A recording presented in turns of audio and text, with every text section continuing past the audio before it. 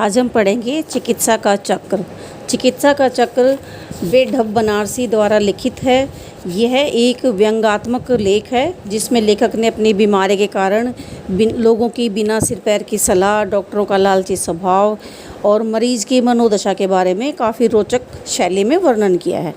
लेखक अपने बारे में बताते हुए कहता है कि वो काफ़ी हट्टा-कट्टा है, देखने में कोई कह ही नहीं सकता कि वो बीमार है।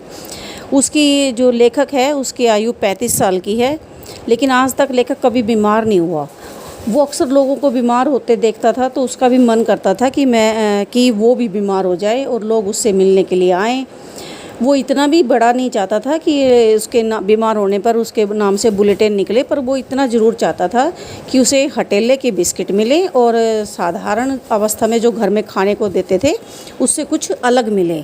और दवा की बात करो तो उसे ये सब भी पसंद था। और सबसे बड़ी बात थी कि उसको लेखक का मन था कि लोग उससे मिलने के लिए आएँ, उसकी तबीयत के बारे में पूछे, उसकी हाल चाल पूछे। ये सब बातें उसे बहुत पसंद थी। एक बार क्या हुआ कि लेखक हॉकी खेल कर आया और उसने शाम को जो स्कूल से जब वो आता है तो उसकी पत्नी पूछती है कि खाना खा लो क्योंकि मुझे कहीं बाहर जाना है। तो लेखक कहता है कि मैंने स्कूल में काफ़ी मिठाई खाकर आया हूँ और ज़्यादा भूख नहीं है। तो लेखक की पत्नी ने कहा, ठीक है, मैं तो ये सोच रही थी क्योंकि मुझे बाहर जाना है और आने में देर हो जाएगी, तो इसलिए मैंने खाने के लिए पूछा था। तो लेखक ने कहा, ठीक है, अगर ऐसी बात है तो मैं थोड़ा सा खा लेता हूँ। तो लेखक ने 12 पूरी और आधा पाव मलाई खा ली।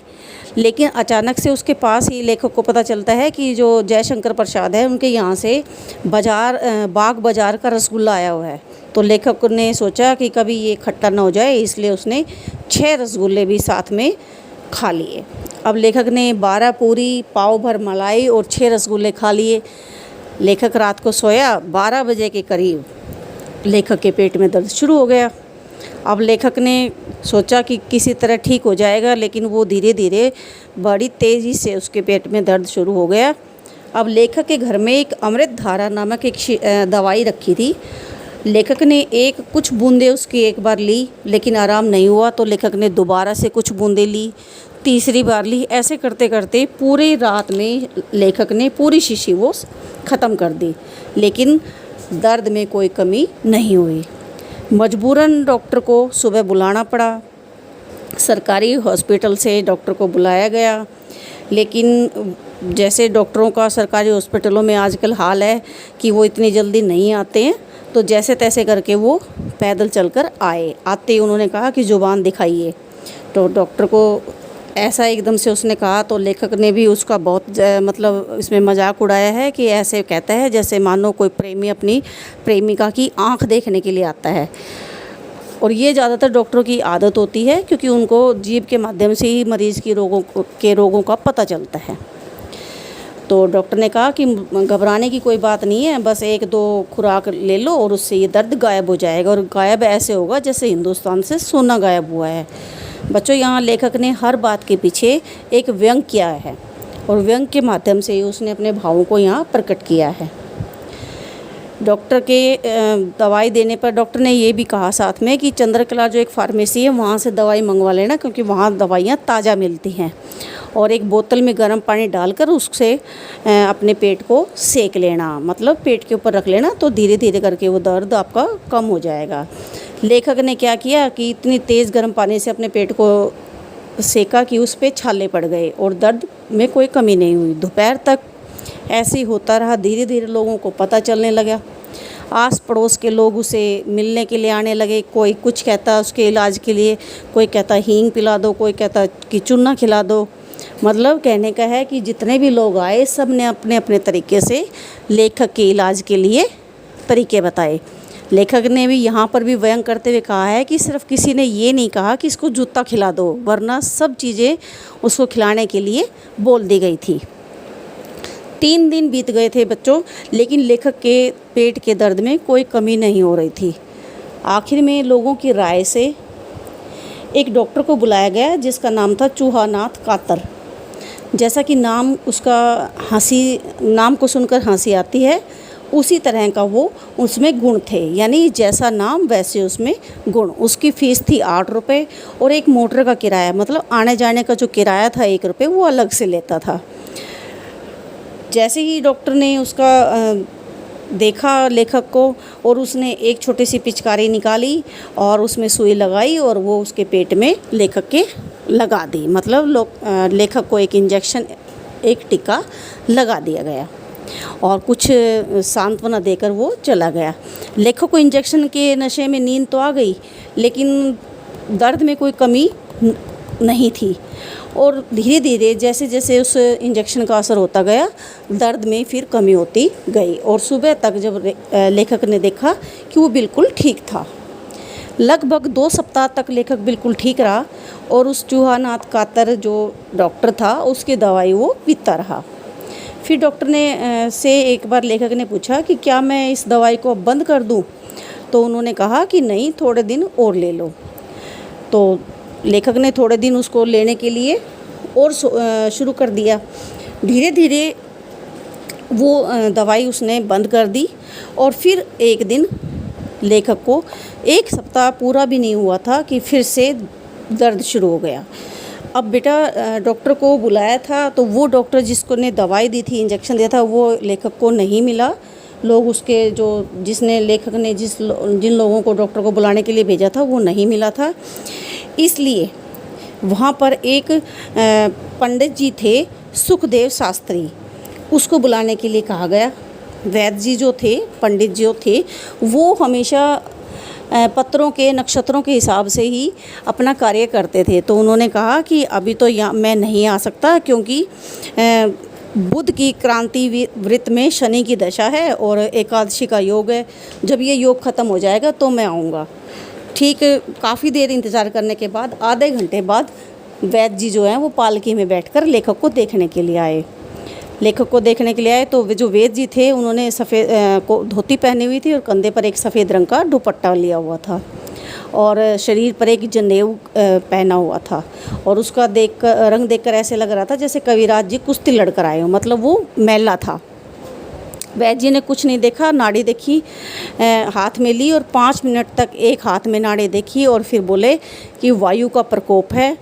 यकृत में वायु घुसकर पित्ताशय में प्रवेश कर आंत में पहुंच गई है। इससे मंदाकिनी का प्रादुर्भाव हुआ है, यानी गैस की प्रॉब्लम थी, जो गैस पेट में गैस बन गई थी और जिसके कारण उनको दर्द हो रहा था। तो पंडित जी ने उनको दवाई दी और चले गए। लेखक को थोड़ा सा आराम मिला, लेकिन नहीं, फिर थोड़ी सी देर बाद लेखक के फिर दर्द होने लग गया। अब डॉक्टर भी आ चुका था, वैद्य भी आ चुका था, तो लोगों ने कहा कि वैद्य एक हकीम को और बुलाया जाए। तो लेखक ने कहा ठीक है, हकीम को भी बुलाकर देख लेते हैं। हकीम जी आए, हकीम को बुलाया गया, जिसने सिर पर बनारसी लोटे की तरह टोपी पहनी हुई थी, पाँव में पजामा ऐसे लग रहा था जैसे चूड़ीदार पजामा, कि दर्जी ने जितना कपड़ा था वो सारा ही उसको लगा दिया था। और एक जो जूता पहना था वो कामदार दिल्ली का था और दुबले पतले थे, लेकिन फिर भी वो रहते तो थे बनारस में, लेकिन जो कान काटते थे वो लखनऊ के, मतलब वो बनारस के रहने वाले थे लेकिन लखनऊ में वो काम करते थे। हकीम जी ने उसको नब्ज़ देखी और उनको कहा कि बहुत जल्दी दर्द ठीक हो जाएगा, मैं ऐसा एक कोई इलाज बता देता हूँ।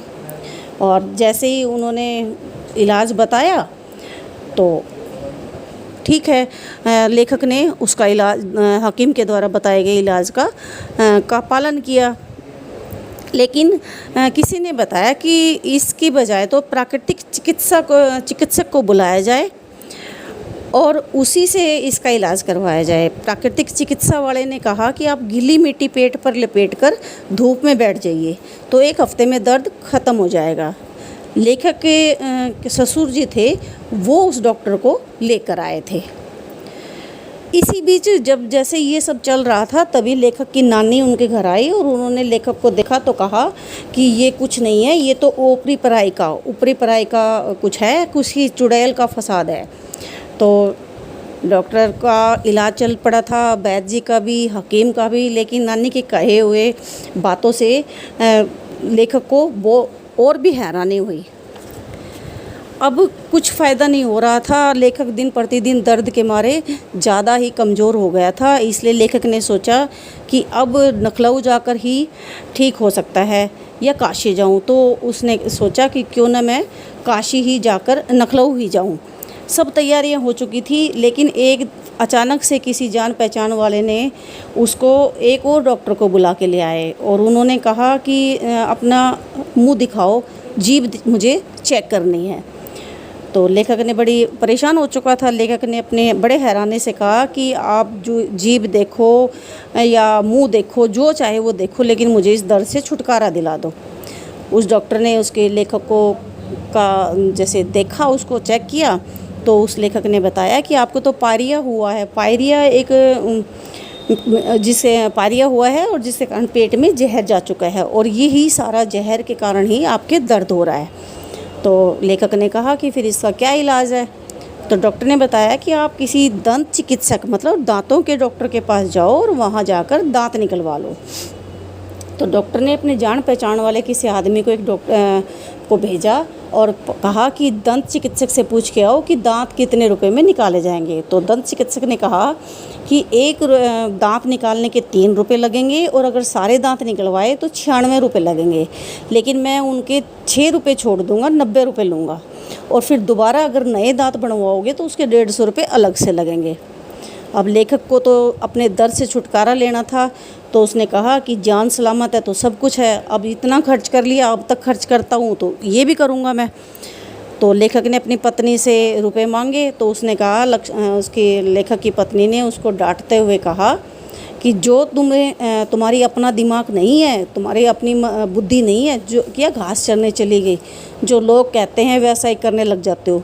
कोई कहता है कि दांत उखड़वा लो तो तुम दांत उखड़वाने के लिए तैयार हो जाते हो। कोई कहेगा कि बाल उड़वा डालो, कल को कोई कहेगा नाक नुचवा लो, कोई कहेगा आँख निकलवा लो। क्या तुम लोगों की बेफिजूल बातों में आते रहोगे? सीधी सी बात है कि तुम खाना जो है वो समय पर खाओ और सही ढंग से खाओ, मतलब सही खुराक खाओ। 15 दिन में अपने आप ठीक हो जाओगे। तो लेखक ने कहा कि अगर तुम्हें अपनी ही दवाई करनी थी तो मेरे इतने रुपए क्यों खर्च करवाए। इस तरह इस पाठ में लेखक ने दिखाया है व्यंग्यात्मक हंसी के तरीके से, मनोरंजन के तरीके से, कि किस तरह डॉक्टर, हकीम, वैद्य हकीम जो होते हैं वो अपने अपने तरीके से मरीज़ को छोटी सी छोटी बीमारी में भी लूटने के तरीके ढूंढते रहते हैं। और लोग जो मरीज़ का जो पता करने के लिए आते हैं, उसकी बीमारी को पता करने के लिए, उसका हालचाल जानने के लिए आते हैं, वो अपने अपने दिमाग और अपनी अपनी सोच समझ के अनुसार अलग अलग तरीके उसे बताते हैं। तो यहाँ इस पाठ में मरीज़ की मनोदशा, डॉक्टर की लालची स्वभाव के बारे में इस पाठ में लेखक ने दर्शाया है। धन्यवाद।